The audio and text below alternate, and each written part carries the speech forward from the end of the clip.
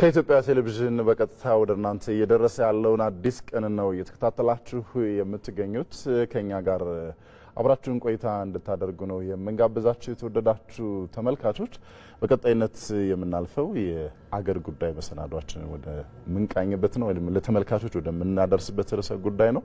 የዛሬው ርዕሰ ጉዳያችን ደግሞ ትኩረቱን የሚያደርገው የስኳር ምርትና አቅርቦት ላይ ይሆናል።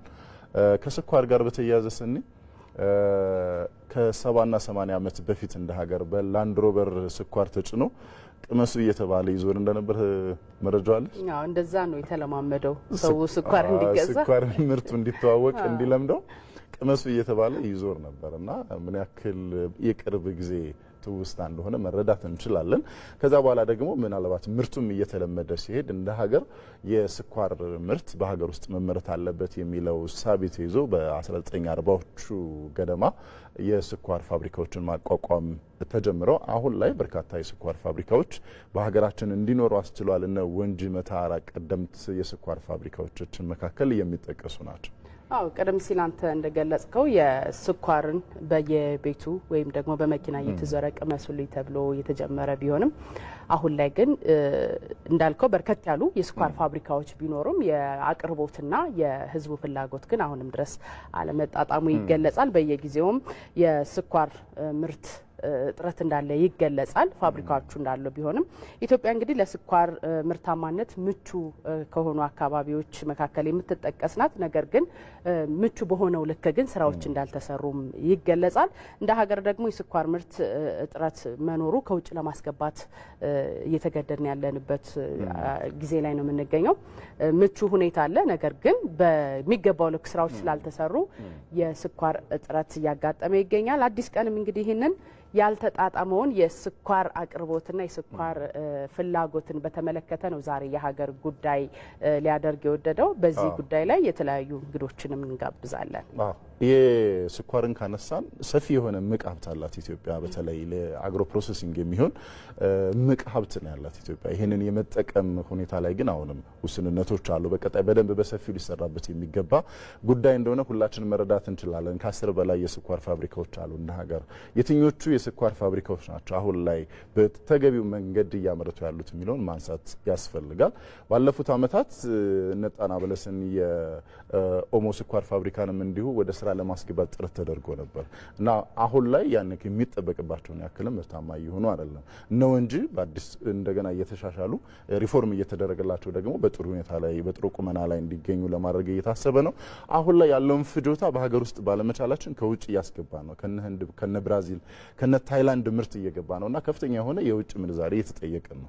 ስለዚህ ምርቱ ካለን አቅሙ ካለን በሀገራችን ውስጥ ለምንድነው ማናመርተው የሚለው የዛሬው የመወያያ ነጥባችን ይሆናል። አዎ ለዛም ነው ዛሬ እንግዲህ ኢቢሲ የስኳርን ጉዳይ የሀገር ጉዳይ አድርጎ የመረጠው። አንደኛው ምክንያቱ በሀገር ውስጥ ያለው የስኳር አቅርቦትና ፍላጎት እንዲመጣጠን ምርቱን በስፋት እንዲቀርብ ካለው ፍላጎት፣ ሁለተኛው ደግሞ ቀደም ሲል ስንገልጽ እንደነበረው ከውጭ እናስገባለን። የውጭ ምናስገባውን ለማስቀረት ምን መደረግ አለበት፣ ምን እየተሰራ ነው የሚለውን በዝርዝር እናያለን።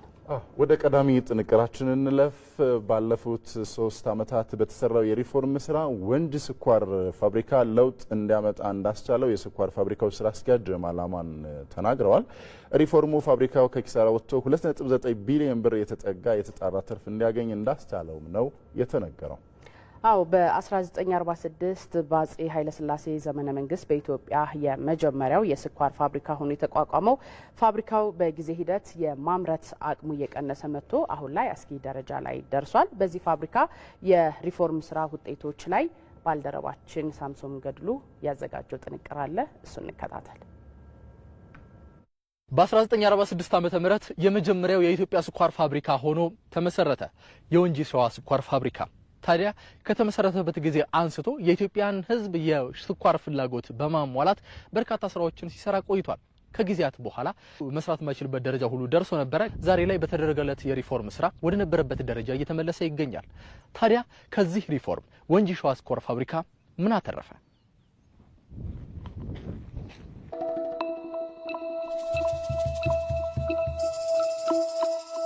ይህ ፋብሪካ እንዳጠቃላይ በቀን 6250 ቶን ሳገዳ የመፍጨት አቅም ሲኖረው ይሄ በተለይ በስኳር ምርቱ ላይ ያለን የተጣራ የመፍጨት አቅም ከ1800 እስከ 2800 ባለው ሬንጅ ውስጥ ነበር የነበረው። ከዓመት ዓመት እያሻሻልን በመምጣቱ በተለይ ባለፉት 3-4 ዓመታት የተሰሩ ስራዎች በአገዳም ላይ ጥሩ ውጤት እያመጡ ስለሆነ በዚህኛው በ2017 አፈጣጠማችን ወደ 5400 ቶን ፐር አወር የመፍጨት አቅም አግኝተናል ማለት ነው። በዚህም ኦልሞስት በቀን 7000 ኩንታል ስኳር ለማምረት ችለናል። የአገዳ ምርታማነትና የአገዳ ሽፋን ማነስ ነው የነበረው። ከዛ አንጻር አርሶ አደሩን ለማናገር መንግስትም በወሰደው ቁርጠኛ እርምጃ አርሶ አደሩ ጥቅማቸው ተከብሮ ወደ ልማት እንዲመለሱ ተደርጓል። እስከ 900,000 ቶን የሸንኮራ አገዳ ይፈጭ የነበረ ፋብሪካም ይህ ቁጥር ወርዶ ከ300,000 ብዙም ፈቅ ያላለ ሸንኮራ አገዳ ይቀርብለት ነበር። ቀድሞ ሚሊዮኖች ያተርፍ የነበረው ወንጂ ሸዋ ስኳር ፋብሪካም ከገባበት የኪሳራ ጉዞ ለማውጣት አደረጃጀቱን መለወጥ ቀዳሚ ተግባር እንደነበረም የፋብሪካው ስራ አስኪያጅ አቶ ጀማል ይናገራሉ። ፋብሪካው ራሱን ችሎ እንዲደራጅ የአደረጃጀት ለውጥ ይዞ መጣ። የራሱ ቦርድ፣ የራሱ አስተዳደር፣ የራሱ ማኔጅመንት፣ ራሱ ብዙ ነገሮችን የሚወስን ፋብሪካ እንዲሆን አቅም ፈጠረለት። የኢትዮጵያ ኢንቨስትመንት ሆልዲንግ ፋብሪካዎች የራሳቸውን ስፔር ፓርት ከውጭ ማስገባት የሚችሉ የውጭ ምንዛሬ ማመቻቸት ስራ ተሰርቷል። ከዛ ውጭ ግብአት ማዳበሪያን ብንወስድ ለምሳሌ ባለፉት ዓመታት ለሸንኮራ የሚያስፈልገውን ማዳበሪያ ሲያገኙ አልነበሩ ፋብሪካዎች እነሱ እንዲያገኙ ከኦሮሚያ ብሔራዊ ክልላዊ መንግስት ጋርም ብዙ ድጋፍ ተደርጎለት የግብአት አቅርቦቶች ችግር ተፈቷል። በተለይ በዘንድሮ ዓመት ላይ የፋብሪካ የተለያዩ ስፔር ፓርቶች በመሟላቱ ያገዳው ደግሞ የስኳር ይዘቱ ከፍተኛ በመሆኑ የተሻለ አፈጻጸም ያገኘንበት ዓመት ነው ማለት ነው። ፋብሪካችን አሁን ባለው የማምረት አቅም እስከ 1 ሚሊዮን ኩንታል ስኳር የማምረት አቅም ሲኖረው ለዚህም ዋነኛ ግባቸው የሆነው የእርሻ ምርታማነት ያገዳ ምርታማነትም ሆነ በአገዳ ውስጥ ያለ የስኳር መጠን ከፍተኛ ጥሩ መሻሻል ያለበትና ምናልባትም ወደ ድሮው የወንጂ ጥሩ በሚባልበት ጊዜ ወደ ነበረበት ፖዚሽን ላይ ያለ በመሆኑ አሁን በአስተማማኝ ሁኔታ ላይ እንገኛለን ማለት ነው።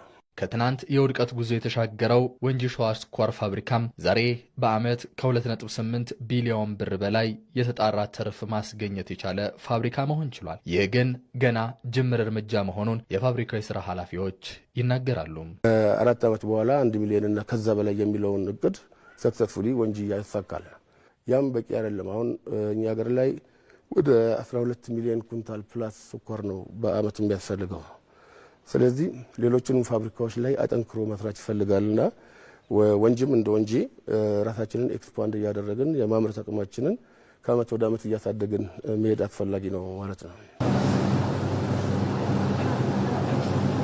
እንደ ሀገር ያለ የስኳር ምርት ፍላጎትን ለማሟላት በርካታ ስራዎች የሚጠበቁ ይሆናል።